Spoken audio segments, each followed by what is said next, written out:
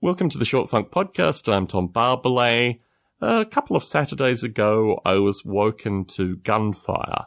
And there's a lot of gunfire that goes on in the neighborhood. I'm getting quite adept at working out what is gunfire and what is fireworks.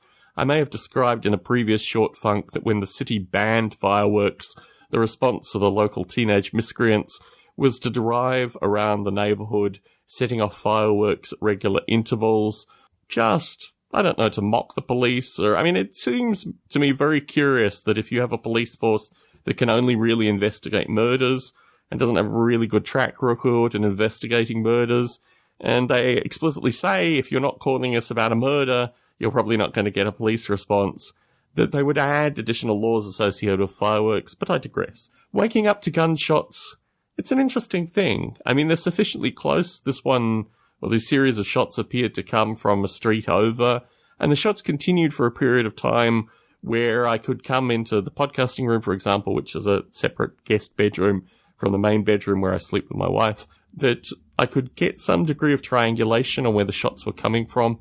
The whole thing was just really very eerie. I reflect on my mother's commentary associated with, that I'd be killed by gunfire, and just kind of wonder about what this stuff means, like the frequency of gunfire and the close proximity of gunfire. It's just not a good thing. The probability of being hit by gunfire in these circumstances is still relatively low. You can do the math associated with radius arcs and this kind of stuff.